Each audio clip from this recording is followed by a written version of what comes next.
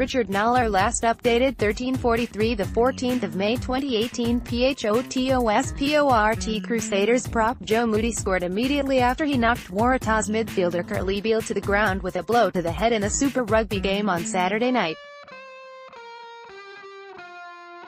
PHOTOSPORT Crusaders prop Joe Moody was electric in his comeback game, earning Man of the Match honors.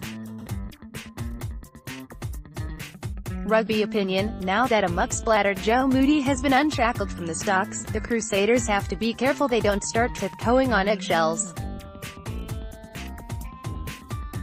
Crusaders loose head prop Moody was suspended for 2 weeks after pleading guilty to elbowing the Waratahs' Kurtley Beale in the jaw during the Super Rugby match in Christchurch last weekend, a fair sanction for the act committed in the 34th minute. Yes, it was reckless and he must take his medicine. No, it doesn't make Moody a thug. There will be countless people, probably the same ones who went ballistic in the wake of the Waratahs' 31-29 defeat at Me Stadium, who will disagree with the statement that Moody isn't a dirty player. More, Moody cops suspension, Crusaders stun Waratahs, Gifford, it's Canes v Crusaders, Abs way final decisions, couldn't do that in a derby, Highlanders fortress safe. Many will believe he should have been banned for longer. Having already chucked mountains of mud at the front row or through social media, these outraged types will now ask why the Sanzar Foul Play Review Committee of Nigel Hampton QC, John Langford and Stephen Blanche didn't plonk a cherry on top of their handiwork by burying Moody well and truly in the silage pit and give him a maximum of 8 weeks in rugby purgatory. In a prepared statement, Hampton noted the act of foul play merited a mid-range entry point of 4 weeks. Moody's excellent judicial record, good character and guilty plea at the earliest possible opportunity resulted in the suspension being reduced to 2 weeks. No one could say former Wallabies forward Stephen Hoiles missed with his verbal grenades post-match. No doubt angry Moody scored immediately after flooring Beale, and frustrated that the Waratahs inexplicably blew a 29-0 lead, Hoiles demanded the Aussies get better at cheating. Add feedback later, once his blood had stopped scalding his veins and arteries, Hoiles retracted that inflammatory comment. Instead he said he wanted the Aussies to be craftier.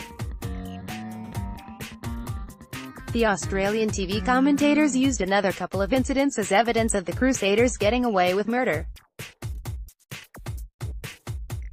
In the final minutes, Crusaders centre Jack Goodhue flipped Michael Wells in a dangerous tackle, and earlier flanker Matt Todd was spotted boring into the Waratahs' loose head prop during the scrum that resulted in a penalty try being awarded to the home side. Neither incident was spotted by the officials. In their previous games against the Rebels and the Brumbies, the Crusaders also conceded 4 yellow cards. None were for dirty deeds, but upon their return to New Zealand the Crusaders acknowledged they had to improve their discipline. Instead they got lucky.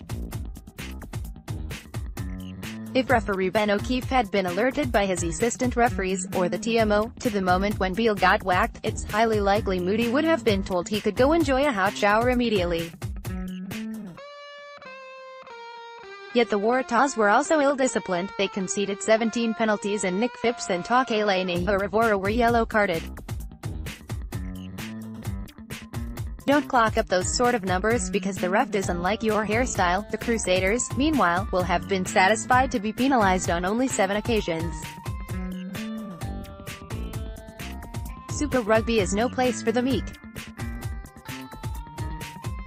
As Hoiles admitted, it is paramount to play to the limits of the law book, and the Crusaders won't need to be told by anyone that he was bang on in that regard.